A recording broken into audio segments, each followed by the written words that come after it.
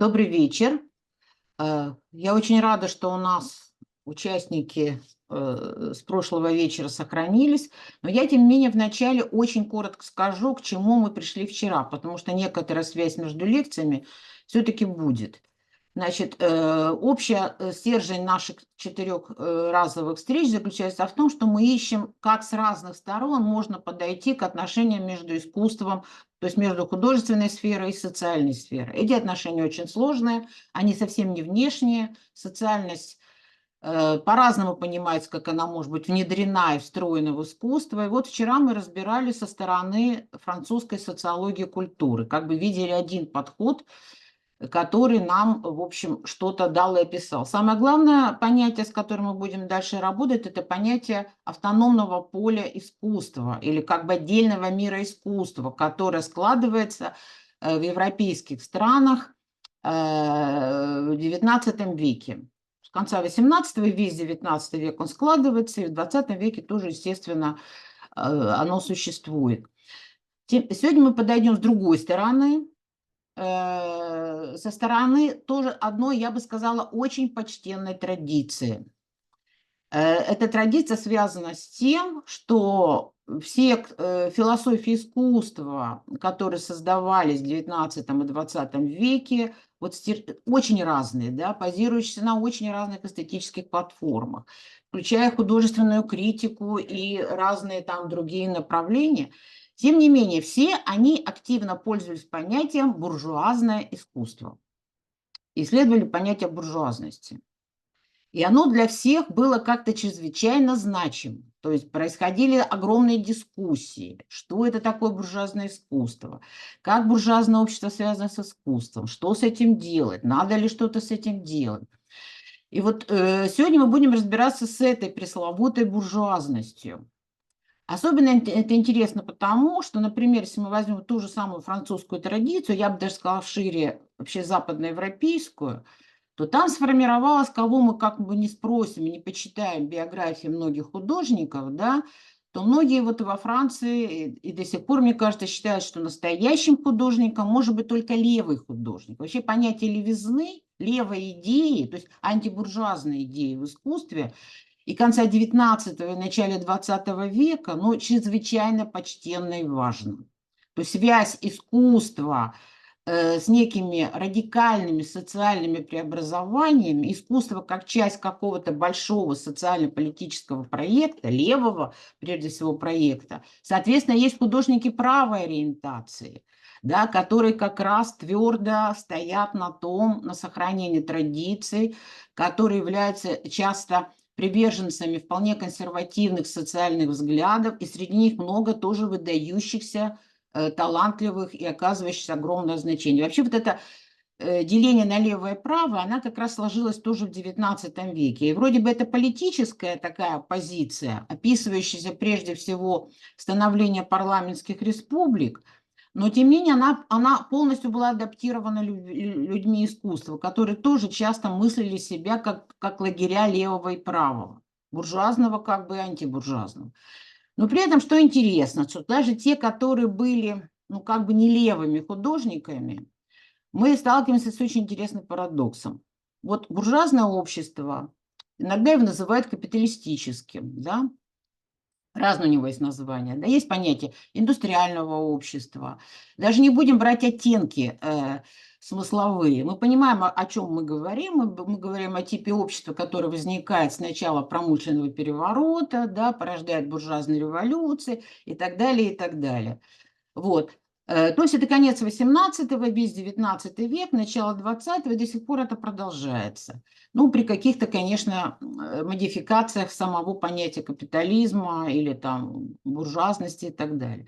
Но вот за все это время, с одной стороны, мы видим, что интеллектуалы фиксируют несомненный прогресс социальный, что капитализм и буржуазное общество принесло в мир множество очень важных позитивных ценностей.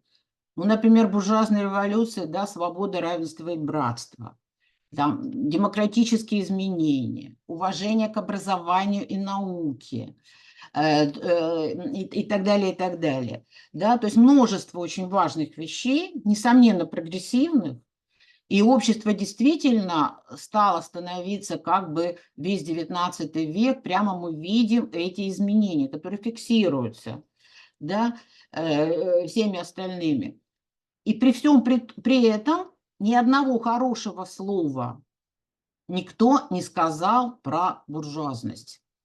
Более того, мы видим, что с самого начала, как только в недрах распадающегося феодального общества, да, сословного общества начинают возникать ростки вот этого буржуа, бюргера со своей системой ценностей, со своим представлением об определенном социальном порядке, со своим душевным строем, со своими предпочтениями, он только критикуется. Ни одного хорошего слова сказано ни про мещанство, ни про бюргерство, ни про буржуа. Сокрушительнейшая критика абсолютно во всех теориях. Маркс, Ницше, Агюст Конт, Дюргейм, ну, просто абсолютно все. И слева, и справа тотальная критика, которая продолжается. Я уже про 20 век не говорю. Да? Масса социально-критических теорий марксистского, околомарксистского и совершенно не марксистского толка. Все критикуют буржуазность. То есть как бы ни одного позитивного значения нет.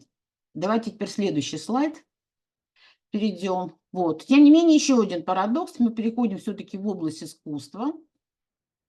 И мы видим, что вот эти вот три понятия, которые формируются в XIX веке, они по семантике все вроде бы разные, но не относятся ведь к одному и тому же периоду, в которых, заметьте, работают люди, начиная там от Франциска Гойи, Байрона, Бальзака, Толстого, Достоевского, Чайковского, Россини, Верди. Ну, то есть 19 век напичкан гениальными художниками. Это прямо вот расцвет искусства, который мы сейчас все воспринимаем как золотой век во всех национальных традициях, европейской, российской, как нашу классику.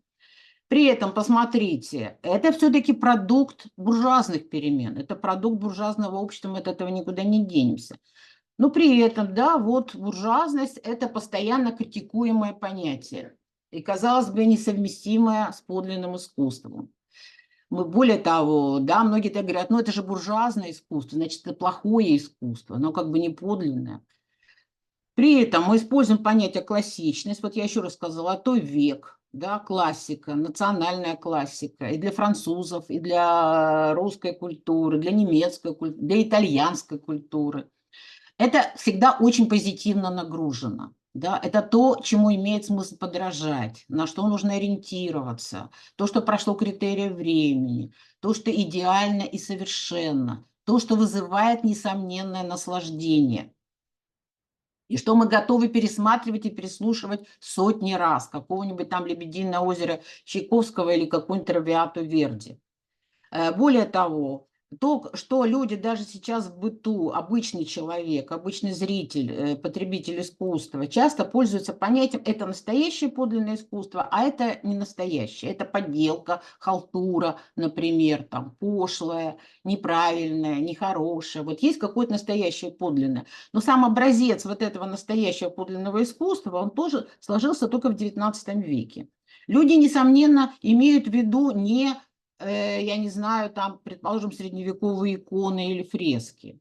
Несомненно, они редко имеют в виду какие-то средневековые произведения. Они имеют в виду произведения с конца 18-19 века, на которых они воспитаны, и которые можно переживать, которые они понимают что это про людей, да, что это про историю, это как бы про них, да, и они это, как бы с этим они и соизмеряют. Конечно, они прекрасно понимая, что все, что было вот до XIX века, где искусство все-таки либо мало понятно, либо ориентировано на других людей, и оно встроено в какие-то другие вещи, там, в ритуальные структуры, в религиозные структуры и так далее.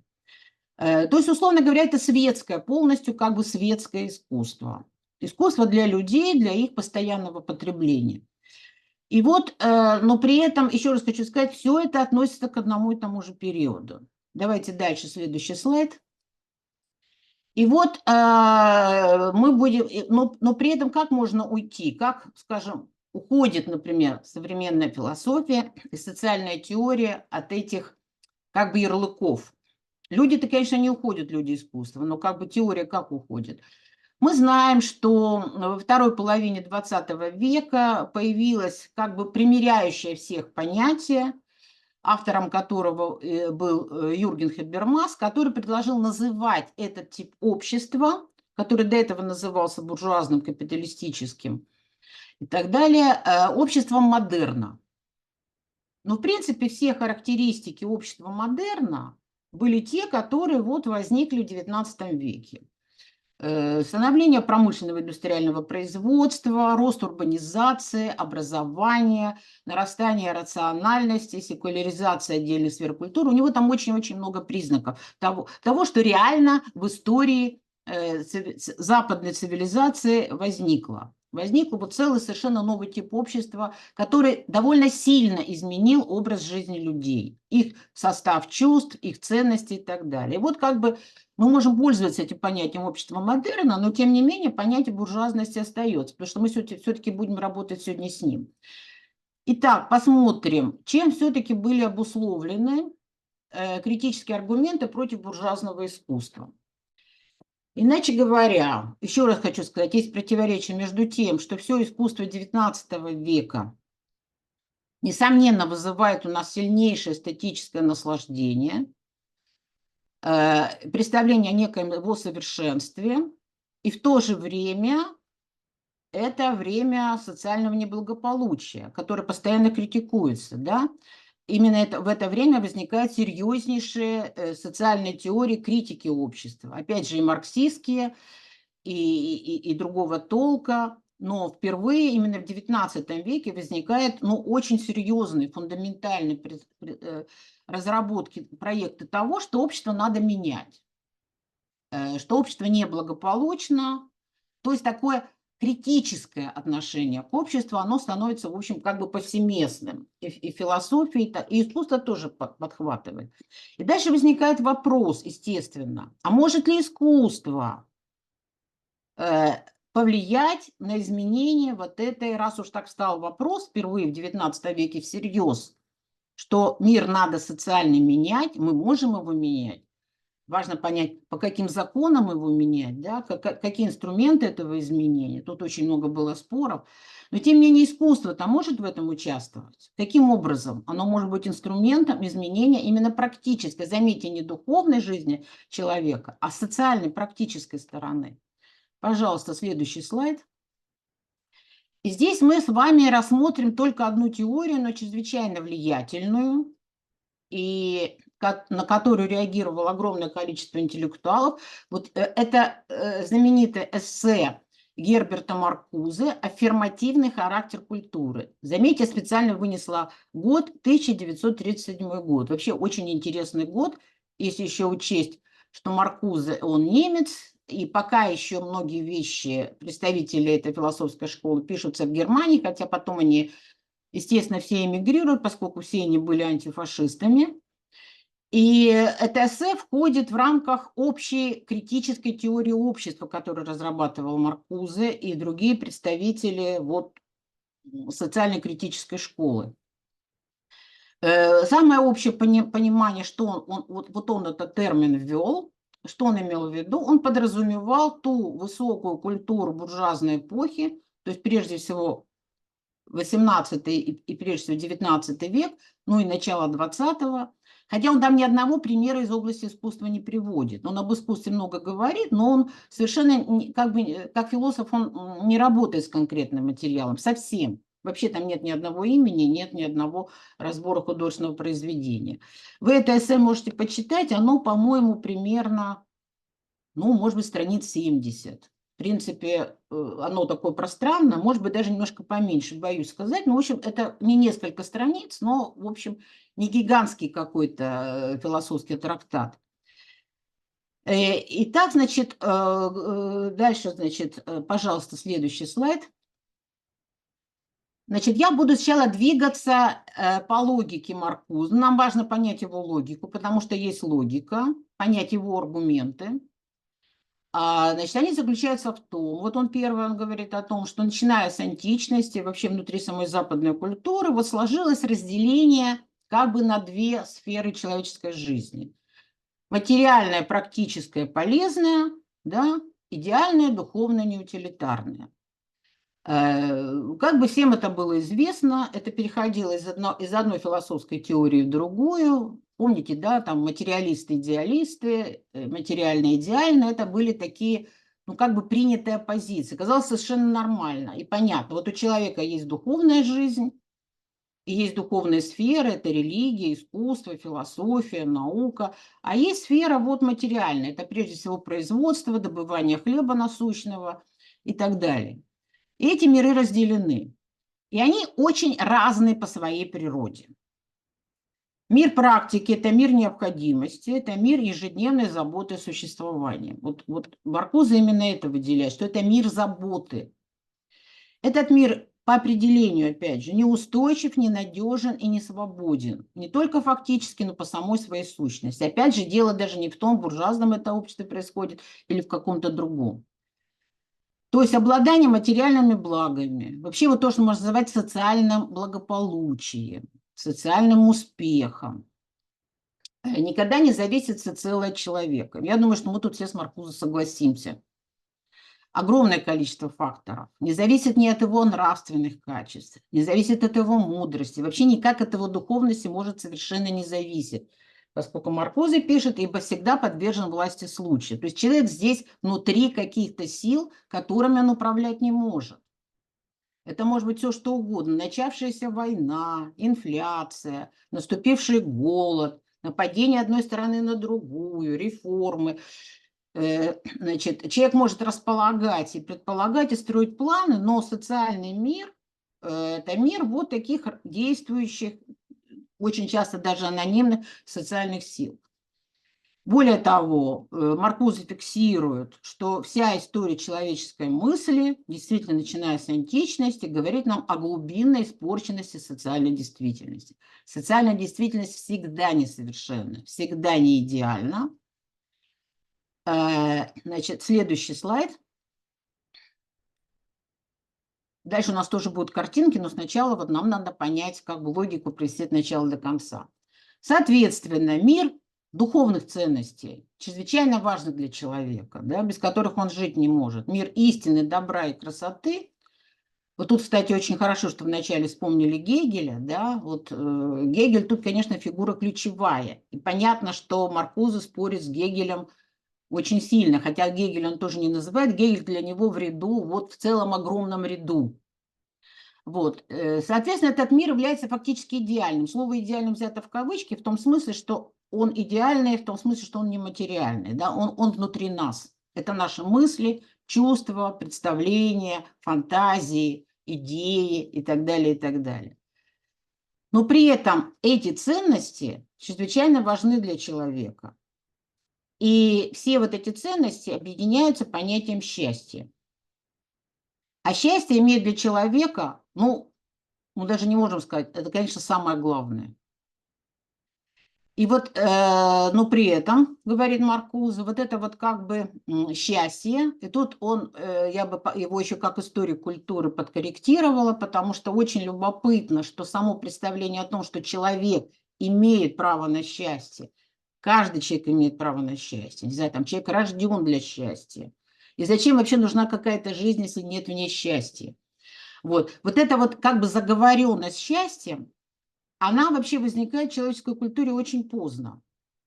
Сколько мы не посмотрим великих трактатов прошлого, не знаю, это начиная с эпоса о Гильгамеше, всех мировых религий, Запада и Востока, где мы видим требования к человеку? Человек должен быть добродетельным, да? Человек должен быть богобоязненным, человек должен быть нравственным. Именно должен, он должен к этому стремиться, в этом идеал его жизни. Но никто не говорил, что человек, во-первых, имеет право на счастье, имеет право хотеть быть счастливым, имеет право на такую жизнь, когда он счастлив. Это все появляется только где-то в конце XVIII века, но весь XIX и XX век это прямо становится проблемой. Как нам с этим быть? И Маркузе говорит, что вот само как бы вот это вот право на счастье оказывается как бы некой роскошью. Оно совершенно, поскольку ничем не гарантировано, оно ничем не обусловлено. И тогда появляются, как говорит Маркузе, а это, заметьте, сделано было до работ Бурдье, Бурдье это все просто документально подтвердил, появляются специальные люди, специальная профессия. Это, конечно, художники, но для Маркузе это еще и философы, вообще, скажем так, люди духа. Мы бы их назвали гуманитариями, который профессионально начинает заботиться об этих высших ценностях. Вот этот вот как бы отдельный автономный мир добра, красоты и истины, он начинает как бы автономно создаваться, оберегаться, и как бы такой выстраивается даже некой стеной, ну такой как бы прозрачной, и мы можем получить доступ к этим профессионалам, которые нам будут поставлять вот эти чаемые нами и любимые нами ценности. Давайте дальше. И вот дальше Маркузе говорит о том, что произошло в буржуазную эпоху, хотя он начинает все это с античности. Он говорит, что в буржуазную эпоху произошло главное.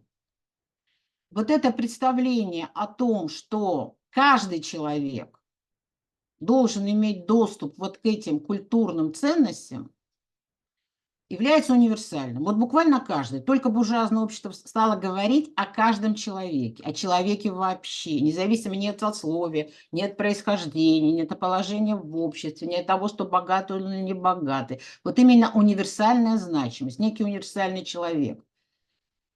И более того, человеку в буржуазном обществе как бы вменяется, что теперь он должен быть не просто, там, например, трудолюбивым, добродетельным, выполнять какие-то предписания, но он должен быть стремиться к культурному, он должен приобщаться к этим высшим ценностям. Становится нормой все больше и больше в городском обществе, что люди должны посещать театры, там, не знаю, ходить в оперу, на выставки, заводить библиотеки, читать книги. Это становится...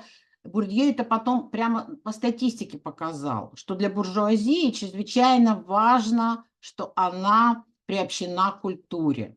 Люди могут ходить в оперу, ничего в этом не понимая, но они должны ходить в оперу, да, и так далее. То есть это становится престижным, это становится частью правильного образа жизни. Человек должен быть культурным. Это тоже появляется только в XIX веке. И все общества модерна этому уделяют огромное значение. Вот, например, в советское время, в 20-е годы, появляется новое слово, которого нет в словаре далее, понятие культурность. Понятие культура было, а культурность не было. Возникает целая программа, что советский человек должен быть культурным человеком. Например, там, культурно проводить отдых. Вот идти там не выпивать под забором где-нибудь, матерясь, а пойти в парк культуры и отдыха, поучаствовать в какой-нибудь викторине, послушать какую-нибудь лекцию, принять участие в спортивных соревнованиях, потанцевать, ну и так далее, и так далее. Это все прививается, и буржуазное общество занимается вот как бы прививанием этого всего, в том числе подтягивая низшие классы тоже вот к этому уровню культурности, заводя, например, там рабочие клубы, библиотеки и так далее. То есть, условно говоря, вот приобщение к этим высшим ценностям становится неким общеобязательным. Этот мир, который выстраивается, он становится, во-первых, общеобязательным, во-вторых, он создается профессионалами, и он является, безусловно, лучшим и более ценным, чем то, что люди видят вокруг себя. Давайте дальше. Наконец, мы должны понять, что Маркузе понимает под аффирмативностью. Значит, таким образом, что получается по Маркузе? Что, с одной стороны, возникает некое, по его мнению, внутри буржуазного общества неисправимое противоречие. То есть, с одной стороны, люди, которые приобщаются к произведениям искусства, вот к этим великим произведениям искусства, они попадают как бы в иной мир. Мир, в котором они становятся действительно счастливыми. Даже если там рассказывается про гибель двух влюбленных, там какая-нибудь бедная Лиза Карамзина, да, или, не знаю, там Наташа Ростова, или гибнут какие-то любимые герои. Люди уливаются слезами. они испытывают катарсис, они готовы многократно пересматривать и переслушивать умирающий монолог Виолетты в опере Верди. Да?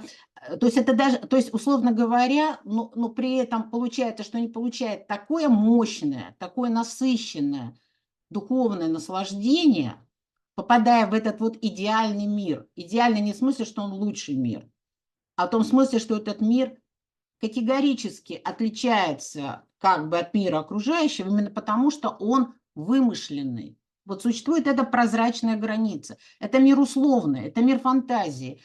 Это мир, зато при этом абсолютной свободы. Вот какой мир вам художник сочинит с помощью своей фантазии, вот какой улет вы с ним можете сделать, не знаю, там с Чайковским, с кем угодно.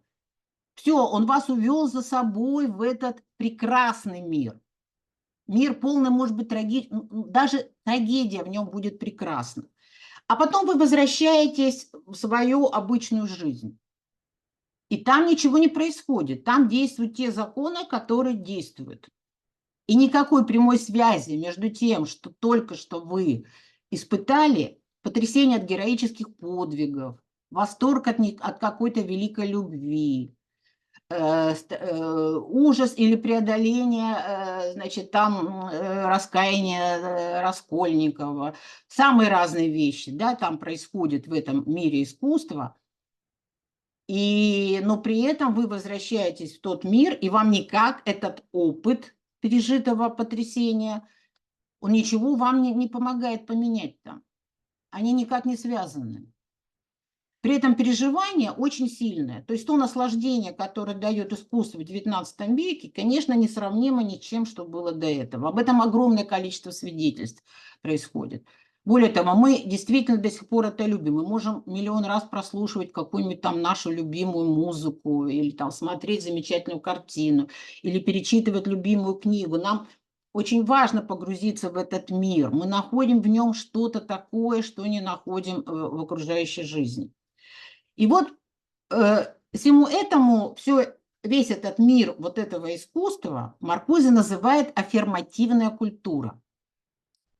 Значит, слово аффирмация здесь предполагает как бы приятие. Вот главное, в чем он упрекает, это прекрасное искусство, дарящее нам невероятное духовное наслаждение, то, что оно как бы оправдывает тот мир, который существует вокруг на самом деле. Хотя он может заниматься социальной критикой, да, существует критический реализм в XIX веке, где обнажаются самые разные язвы этого общества, где показаны страдания и боль. Но тем не менее, значит, никакого, сама по себе вот эта вот стена, да, она как бы не разрушается. И получается, по мнению Маркузе, что это искусство оправдывает и поддерживает любые формы социального неравенства, социального отчуждения, собственно говоря, всех тех пороков капиталистического общества, которых до Маркузе писали, ну, просто все, кому не лень. Давайте дальше. Вот.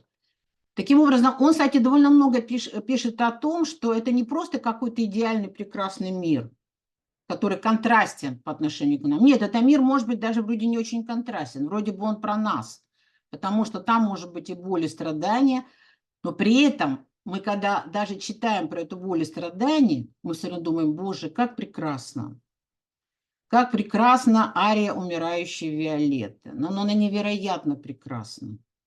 То есть, условно говоря, мы все равно испытываем совсем не те чувства, которые испытываем при том, когда находимся при смерти реально близкого нам человека в жизненной ситуации. Мы оказываемся как бы в другой реальности.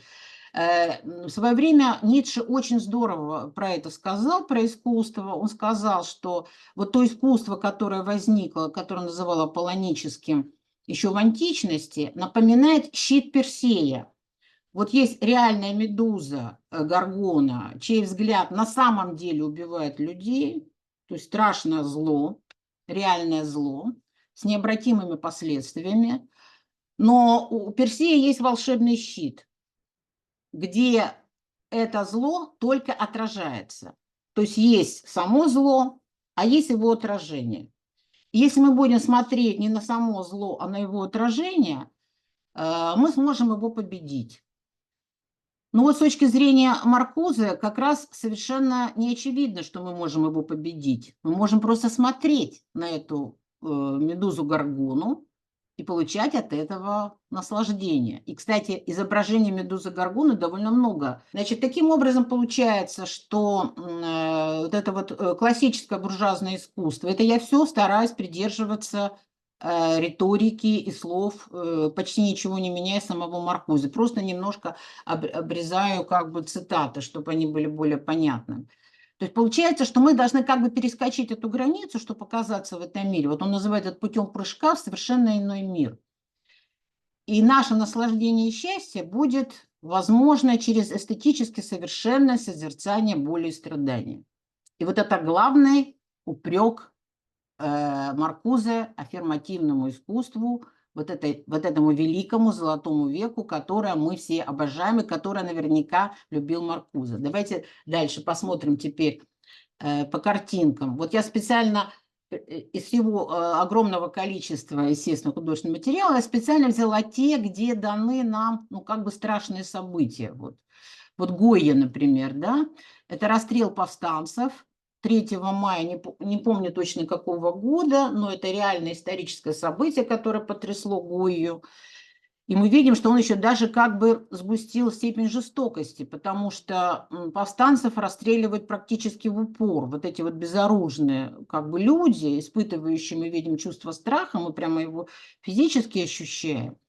Значит, вот они целым строем военных людей, лиц, которых мы не видим. Это знаменитая была картина, пользовалась огромным успехом. Но опять же, смотрите, возникает немножко странный вопрос. Картина о расстреле повстанцев пользовалась большим успехом, да, считается большим художественным достижением. В этом как бы заключена какая-то внутренняя странная, как бы даже неловкость, что ли, или парадоксальность. Совершенно понятно, что мы переживаем это страдание, но мы же с вами после этой картины не пойдем ни на какие баррикады, да? Мы не станем революционерами и вообще никаких шагов не произведем. У нас четко есть как бы грань. Одно дело искусство, да, даже искусство, заметьте, про реальные события. Более того, мы испытываем и боль, и страдания, но мы его испытываем в какой-то эстетически такой форме, в которой наш взгляд не отталкивается от этого зрелища. Мы, наоборот, готовы эту картину смотреть сколько угодно раз. Она при этом доставляет нам удовольствие, и мы не можем этого скрыть. Это классная картина, она мастерски сделана, и Гойя великий художник. Давайте дальше. Вот еще один образец, да, это тоже 19 век, это наш с вами, значит, российский художник Карл Брюлов, знаменитое гигантское полотно «Последний день Помпеи», в которой действительно тоже запечатлевается, заметьте, смерть людей. Все эти люди погибнут, да, и это сделано тоже по следам проводимых в Помпеях раскопок. И Брюлов пытался следовать вот какой-то исторической фактуре, да, очень дотошно все это изучал, воспроизводил, и в каком-то смысле эти люди как бы в определенном смысле на самом деле были, да, поскольку там по останкам можно что-то реконструировать. Где-то эта влюбленная пара вместе погибла, где-то мать с сыном погибла. Вот. И понятно, что лица этих людей искажены ужасом, мы видим рушащиеся статуи, мы видим лаву, но при этом картина прекрасна. Она сбалансирована, она гармонична, она, несомненно, совершенна, она, несомненно, принадлежит к образцу шедевров. Ее можно смотреть и пересматривать много-много раз. Получается, от чего мы испытываем удовольствие? Опять же, само вот это вот эстетическое переживание, мы видим, что в каком-то смысле Маркузе уловил какую-то действительно очень интересную вещь. Получается, что любое социальное событие, какое бы страшное и ужасное, несправедливое и жестокое оно не было, но если оно выражено на языке вот этого как бы классического аффирмативного искусства, искусство, которое выстроило тонкие отношения с действительностью, как бы дистанцируясь от действительности, мы можем пережить огромное количество вот этих самых невероятных трагических событий, но при этом не очень понятно, что будет с нами самими, с нашей собственной жизнью. Как это пойдет потом в нашу жизнь, как это войдет в нашу практику. Не существует практически ни одной теории, которая могла бы эту связь проследить. Это очень трудно сделать. То есть никакая социология искусства нам не покажет, не докажет, что после, не знаю, там слушания опер, особенно, кстати, все этим озаботились как раз представители той самой франкфуртской школы, которой Маркузе принадлежал. Вы помните, что после Второй мировой войны один из главных вопросов заключался в том, что как нация немцев, которые обожали классическую музыку и которые были высокодуховной нацией, могли позволить Освенцим. Более того, мы знаем, что комендант Освенцима обожал классическую музыку и вечерами после трудного рабочего дня со спокойной совестью ставил себе пластинку, и наверняка не только с Вагнером, а может быть там с Моцартом и кем-то еще. Так, давайте дальше. Тоже вот очень... Это Врубель, да, это уже ну, практически начало 20 века, тем не менее, я тоже это отношу к аффирмативному искусству. Да, мы знаем, что это демон сидящий называется, поскольку у него еще есть демон лежащий. Вообще тема демона завораживала Врубеля, вообще тема демонического.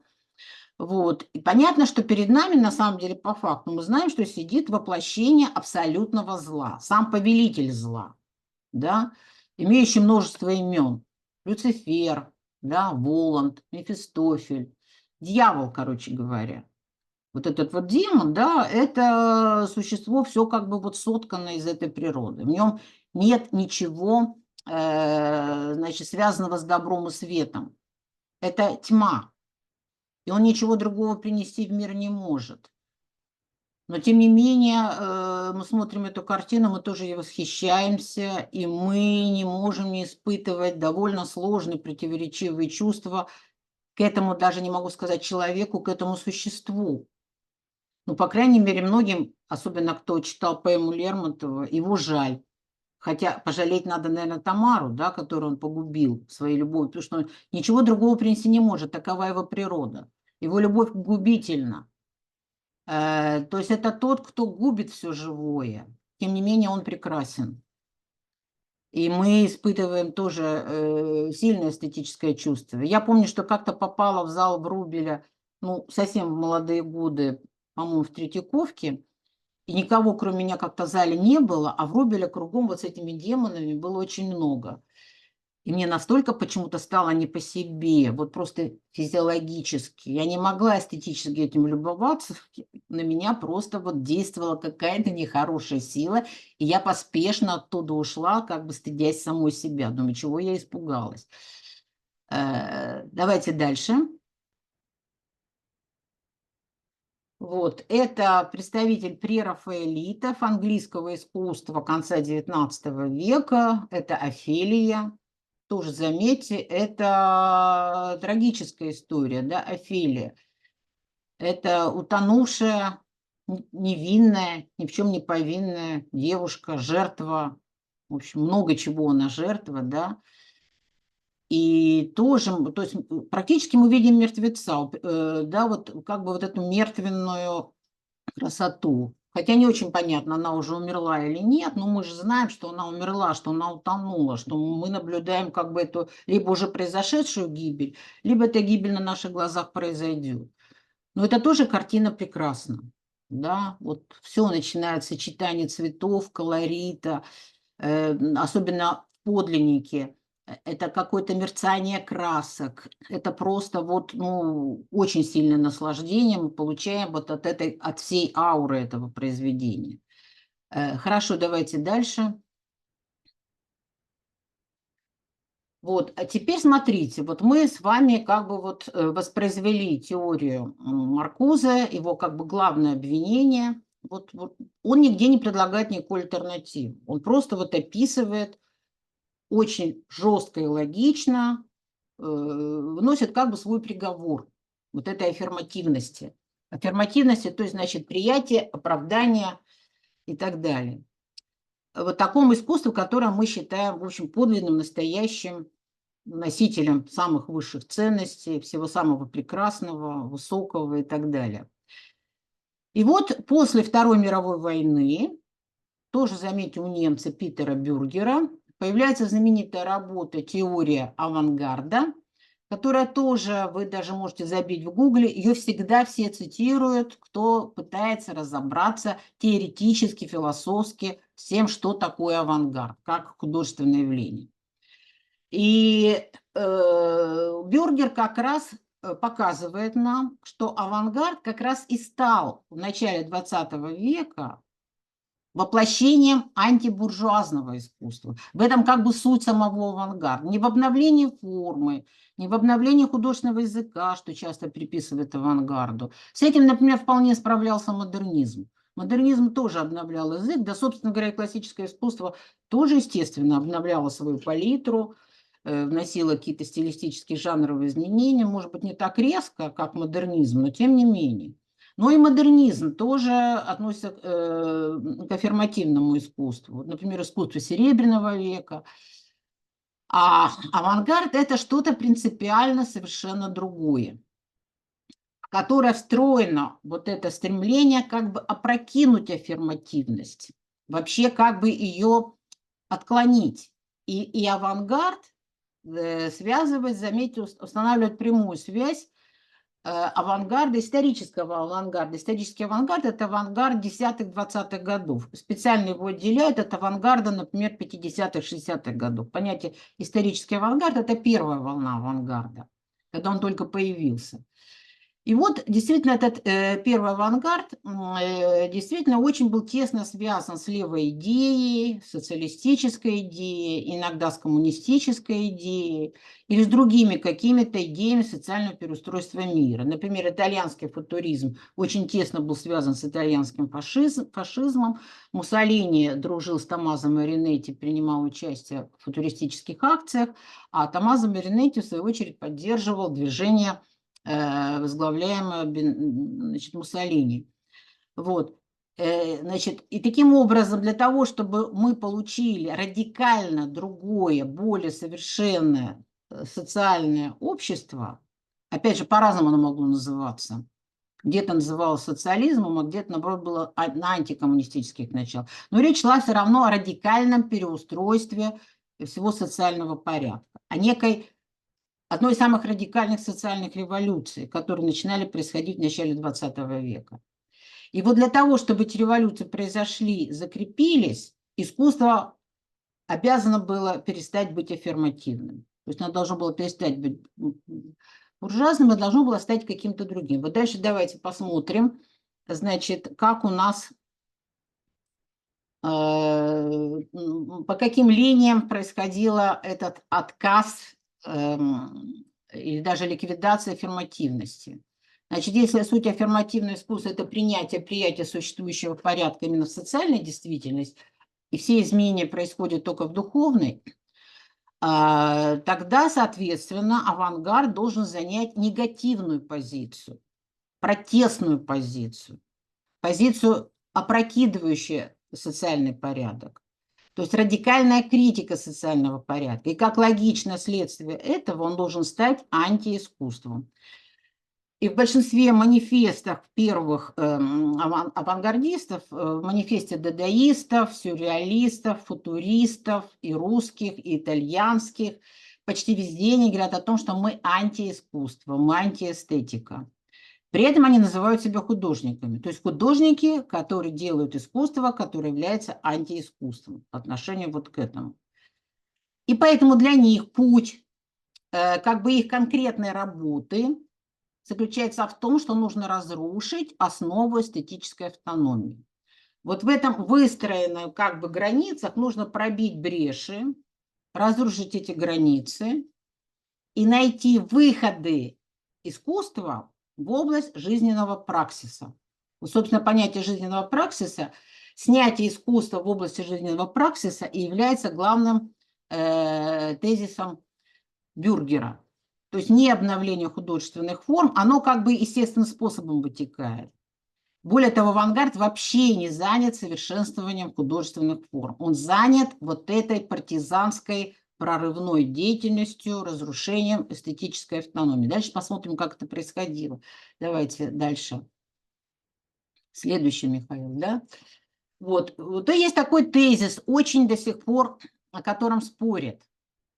Значит, поскольку я не знаю немецкого языка, но я попросила, значит, там свою магистрантку, значит, там перевести одну работу комментаторов, чаще всего переводят это как снятие искусства в области жизненной практики.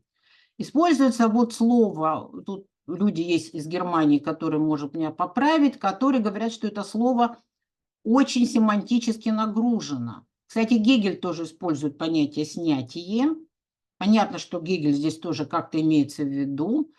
Но, заметьте, одновременно возносить, упразднять, отменить, снять. Вот как можно остаться художником, но при этом каким-то образом, что значит снять искусство в области жизненной практики? И тут, что интересно, что и вот, значит, вот теоретики авангарда, в частности Бюргер, очень высоко ценили именно советский русский авангард 20-х годов. Левый фронт, Сергей Третьяков, Родченко, Татлин, Александр Ган, Борис Арватов. Они говорили, что это и есть настоящий прорывной авангард, что все там, не знаю, западные сюрреалисты, дадаисты и так далее, это просто все потом переродилось тоже в буржуазное искусство. А вот здесь был настоящий авангард, то есть настоящее снятие искусства в области жизненной практики. И особенно они ценили как раз так называемое советское производственничество. Было такое направление среди советских авангардистов. Вот это прежде всего Борис Арватов. Самое интересное, что ни труды Гана, ни труды Бориса Арватова не переиздавались с 20-х годов очень долго, и только вот буквально последние, там, я не знаю, 5-7 лет стали выходить очень хорошие комментарии, а Арватова издали полностью только в прошлом году. Вот в Москве есть такая институция ГС-2, вот они издали полностью Бориса Арватова не то в 3, не то в 4 томах. Давайте посмотрим дальше. Вот теперь посмотрим на примерах. Как нам все-таки понять вот это снятие, когда искусство должно оставаться искусством, но при этом оно каким-то образом должно прорвать вот эту вот как бы автономию. Здесь существует много стратегий. Одна из первых была опробована, специально взяла очень хрестоматийный пример, да, как бы навязший в зубах, но тем не менее на нем очень хорошо показать. Первый это сделал в дадаизме Морис Дюшан.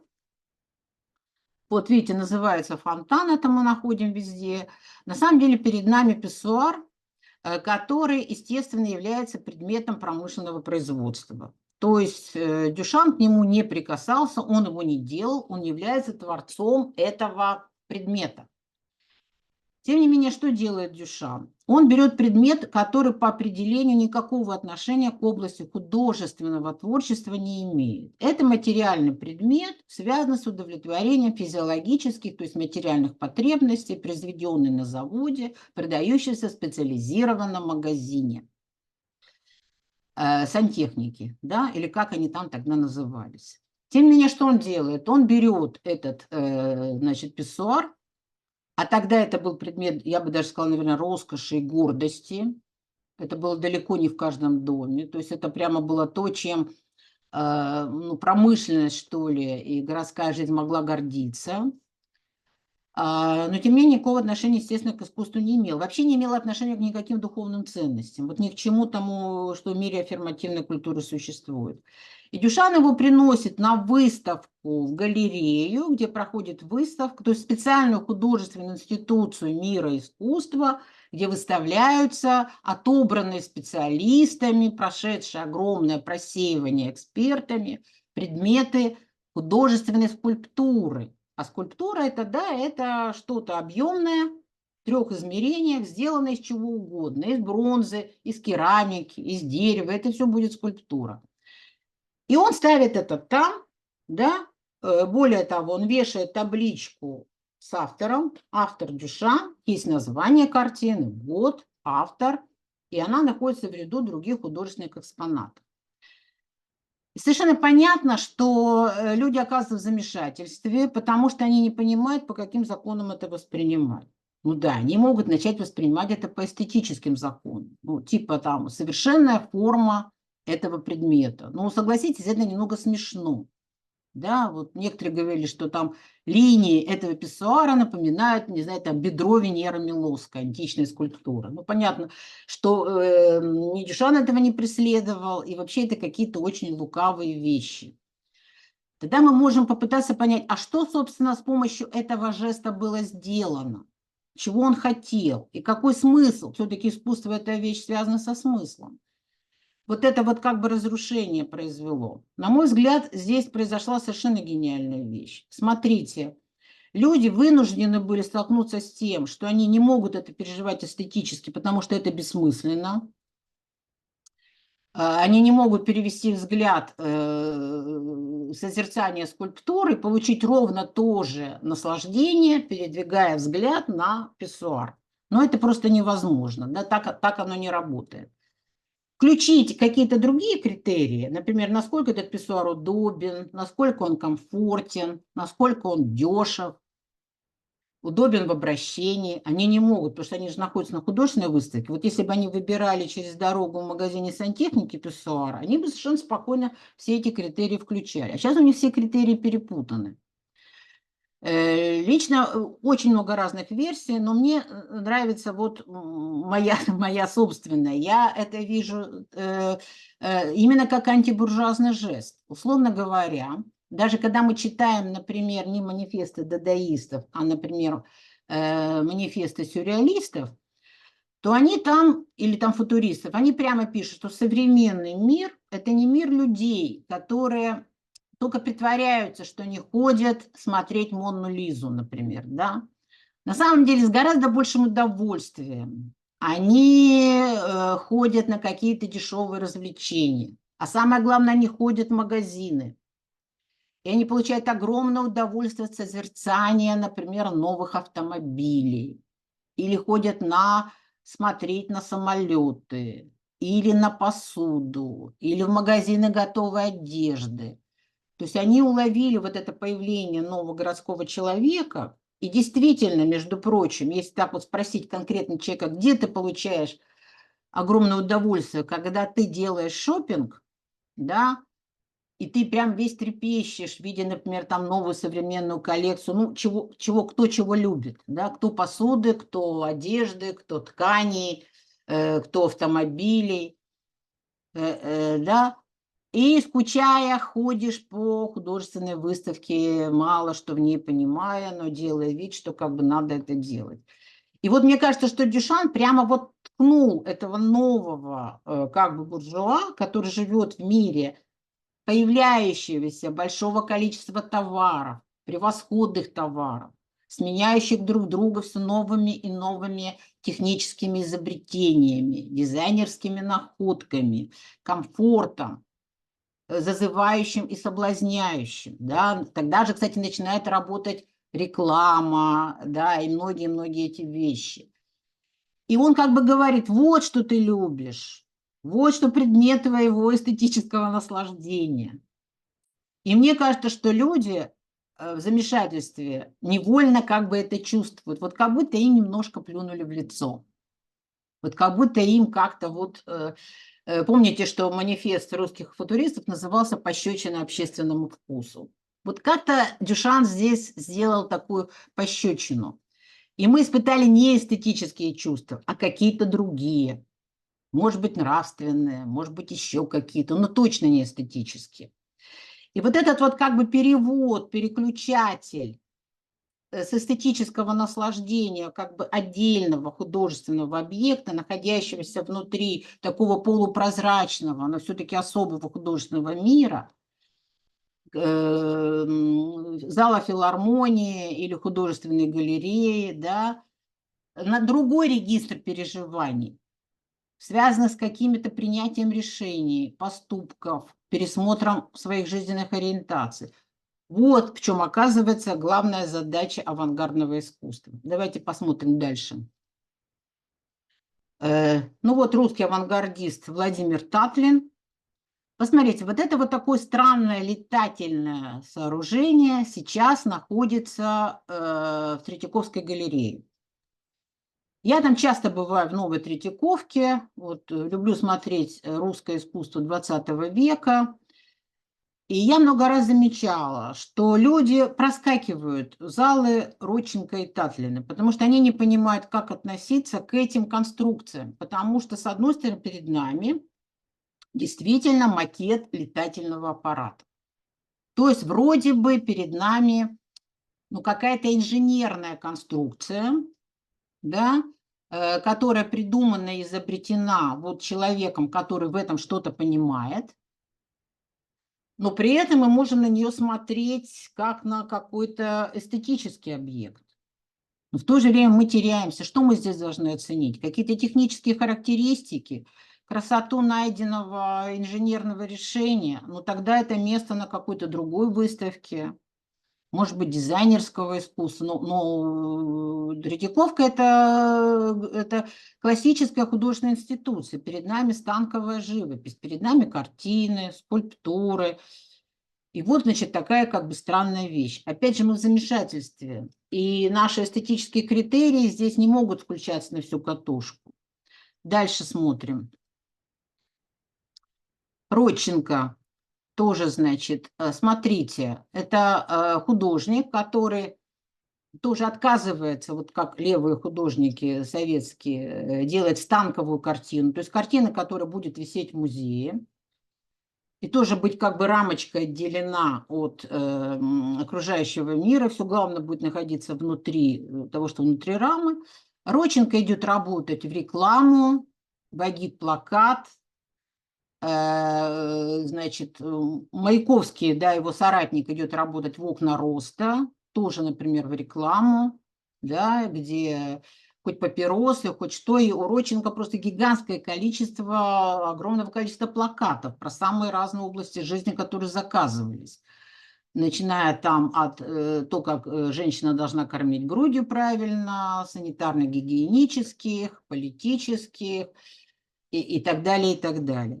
И Родченко считал, что как раз дело художника заключается в том, что он должен найти какой-то такой новый язык, новую форму, чтобы быть, как бы на этой разрушенной границе между искусством и жизнью.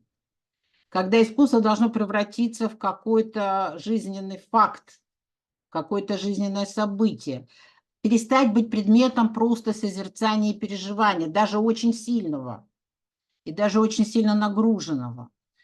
Давайте дальше еще. Давайте все-таки вернемся немножко назад, потому что у меня будет последний слайд, про него поговорим. И тут, значит, я хотела еще провести просто, чтобы объяснить стратегии вот выхода, разрушения этой границы, но в то же время оставаясь художником. Лучше всего на самом деле это видно, как мне кажется, в области театрального искусства. Первый начал проводить такие эксперименты в России Мирхольд, в Германии Бертольд Брехт создал свой театр. Заметьте, антистаниславский, потому что театр Станиславского МХАТ был театром переживания, да, это было такое типичное аффирмативное искусство, да, тоже дающее огромное наслаждение вот этим отдельным миром, который за четвертой прозрачной стеной на сцене разворачивается. Брехт считал, он создавал свою концепцию так называемого эпического театра, где, как мы знаем, актеры прямо на сцене могли выйти из своего образа и как уже граждане и как люди высказать какое-то политически злободневное актуальное высказывание. Иногда в форме зонга, иногда в форме какого-то поэтического высказывания, потом обратно войти в образ. То есть таким образом они хотели, чтобы публика в зале не сколько переживала, плакала и смеялась, сколько начинала бы, вышла бы озадаченная и озабоченная тем, что ее ждет, когда она выйдет на улицу. То есть публика, которая должна была быть готова к некоторому социальному действию, к какому-то социальному поступку. При этом, заметьте, действие происходит все равно на театральных подмостках. Потом театр пошел дальше, потому что разрушение вот этой четвертой стены как происходило. Я приведу пример, он как бы не очень давний, не из исторического авангарда, и сам прием уже очень типичный, но мне кажется, он очень показательный, поскольку я сама не присутствовала. У меня человек, которому я доверяю, настолько живо все это пересказал. Значит, речь шла о том, что он попал на спектакль, ну, это было уже, может быть, лет 30 назад, по пьесе немецкого драматурга начала XIX века «Воцик». Значит, пьеса в свое время была не очень известна, поскольку немножко такая странная пьеса. С одной стороны, такая типичная для того времени про маленького человека. Это солдат Воцик, немножко очень кроткий, очень такой послушный, немножко туповатый.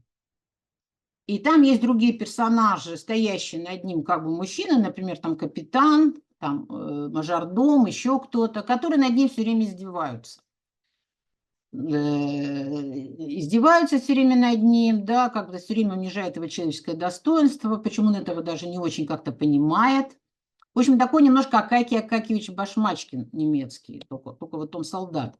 У него есть свой мир, у него есть любимая жена Мария и сын. Он их любит, это вот все главная его ценность. Но Мария тоже над ним смеется, и прямо на глазах у него, нисколько не щадя его, она изменяет ему вот со всеми этими, значит, вот мужчинами. И в конце концов Воцик ее убивает, то есть самое свое дорогое существо. На этом пьеса заканчивается, но 20 век ее вспомнил, она стала невероятно популярной. Была написана опера Альбана Берга «Воцик», которая очень много в мире идет, и довольно много было спектаклей. И вот, значит, мой знакомый попал на такой спектакль. Значит, как он проходил? Действие происходило не в художественном пространстве, а в спортивном зале школы. Обычной школы. Спортзал, знаете, как всегда, окна забраны решетками, чтобы мяч не разбил, пахнет потом, и в углу куча матов. Таким образом, люди, которые пришли на спектакль, им некуда было сесть, они не могли занять какую-то комфортную позицию именно зрителей, наблюдателей. Они вынуждены были стоять на ногах и перемещаться за актерами, которые осуществляли свое действие. То есть буквально вот так вот, как бы такой небольшой толпой, да, ходить за ними по залу. При этом они все равно сохраняли функцию зрителя, они не вмешивались в действие. И, наконец, когда Воцик убивает Марию, он берет ее тело и начинает с ней буквально шататься по всему этому залу, как неприкаянный. Он не может оттуда выйти. Вот он в один угол зайдет, в другой, в третий. Ну, закрытая такая коробка спортзала. И, наконец, он садится в угол, где маты, держа ее на руках, поворачивается к зрителям и смотрит им в глаза. А они, ну, как бы ходя за ним, они за ним все это время ходили, и вдруг они оказываются в позиции такого полукруга людей, которые вот его окружают, и возникает, мне рассказал человек, страшное ощущение, что они и есть та толпа, которая затравила этого Воцика. Вот он от них и убегал. Он на них так смотрит, и они таким плотным полукольцом стоят, сцена совершенно молчаливая, но всем становится ужасно не по себе. И он сказал, что он после этого, конечно, эстетические переживания тут же сменились тем, что он стал вспоминать то, что сейчас называется, например, буллингом. Как он участвовал тоже в травле кого-то. И, короче, человек начинает плакать сам над собой. То есть у него было сильнейшее потрясение, которое, заметьте, трудно назвать эстетическим. Ну, потому что вдруг он оказался не просто созерцателем, а как бы невольно оказался втянутым и вдруг оказался незаметно для себя соучастником. Заметьте, авангард это делает жестоко. Он не спрашивает согласия людей и зрителей. Он буквально берет их за шиворот и втаскивает вот в эту непривычную для них позицию, которой, заметьте, никакое эстетическое наслаждение не гарантировано. Никакого счастья, упоения и улета вы не получите. Вы получите что-то другое. И давайте теперь последнее, значит, у нас стихотворение. Вот тут тоже очень интересно, я вам расскажу о некотором своем опыте со своими студентами. Значит, перед нами отрывок, очень маленький отрывочек из знаменитой поэмы Маяковского «Облако в штанах», да, нашего футуриста. Это 916 год, он еще вполне футурист. Поэма невероятно популярная, очень любимая, растащенная на цитаты. Да, и, заметьте, напечатанная, опубликованная многократно, вот во всех собраниях сочинений, во всех библиотеках она стоит. Условно говоря, она никем не запрещена. Вот. Наоборот, даже, да, про нее написаны тонны, значит, всяких художественно-критических, литературоведческих статей, и ее обожают читать актеры, ее просто читатели очень любят, гораздо больше, чем другие поэмы Маяковского. И вот, значит, я своим студентам предложила такой эксперимент вот на спецкурсе. Значит, я им раздала этот текст и сказала, вот смотрите, ну, все увидели, ну, стихотворение, ну, как-то прочитали его, эстетически попереживали с точки зрения, там, не знаю, там, смелости, метафор, да, интересных каких-то новаторских приемов, ритма, не знаю, там, музыки стиха. Все мы это с ними обсудили. А потом я им говорю, а теперь представьте, что я беру этот, значит, вот стихотворение, размножу на множестве листочков и расклею на стенах университета. То есть вы идете по коридору и вот видите такой текст. Заметьте, написано, что это Маяковский. Вроде бы ничего такого не происходит. Давайте, я говорю, ваши реакции. Реакции были, конечно, неоднозначные, я потом тоже вас спрошу обязательно, но тем не менее некоторое было замешательство, но в целом мне говорят, ну, вряд ли мы бы получили бы тоже эстетическое удовольствие, которое читаем сейчас вот на лекции как бы из книжки, мы бы наверняка стали думать о том, а что это значит, там как бы, а что хочет сказать уже тот человек, который это повесил. Неизвестный человек, да, это я им говорю, что это я расклею, но неважно, может, это не я расклею. Как бы, что он хочет сказать? Он к чему-то призывает, он что-то от нас хочет, но тем не менее можно пока ничего не делать, поскольку это Маяковский. Дальше я усугубляю ситуацию. Я говорю, мы убираем, что это Маяковский облако в штанах, мы оставляем только текст. Заметьте, в тексте мы ничего не меняем. Текст остается текстом, но у него уже нет автора. И он по-прежнему висит на стенах, заметьте, государственного учреждения со своим уставом, со своим каким-то порядком, со своими какими-то ценностями и так далее, начальством и прочим, и прочим. Они говорят, ну, как бы уже сложнее, сложнее. Более того, некоторые говорят, что я бы снял бы, сорвал бы это. Кто-то шутли... А я говорю, хорошо, а кто-то из вас пошел бы, например, в деканат жаловаться? И просто сказать, а что это у вас тут висит? Ну, таких не нашлось, но теоретически мы думаем, что, в принципе, такие люди могут найтись, которые посчитают это, ну, скажем так, каким-то нарушением, каким-то вызовом, вообще непонятно чем. Да, как бы это не место, это как бы очень странно. В любом случае, заметьте, все наши реакции начинают крутиться вокруг того, что за это какое-то социальное действие. Мы только не можем понять, какое, чем оно опасно, да, куда оно нас может втянуть. Дальше заметьте следующий элемент. Дальше я говорю, а если мы подпишем это стихотворение, вот оставляем этот текст, а внизу пишем Татьяна Анатольевна Круглова. Ну, понимаете, я как бы начинаю теперь отвечать за это. Да, получается, что это я куда-то призываю. Вообще текст по сегодняшним меркам почти призыв к терроризму, да? Ну, по крайней мере, крови, да, к терроризму, окровавленные туши лобазников, выше вздымайте. Заметьте, императивная форма выбрала, выньте, вздымайте. То есть требовательная такая императивная форма. Вам не предлагают, а прямо вот вас призывают, агитируют. И Татьяна Анатольевна Круглова, профессор этого университета. Ну, в общем, как бы странно, да, скорее всего, они говорят, что деканат захочет все равно как-то с вами поговорить.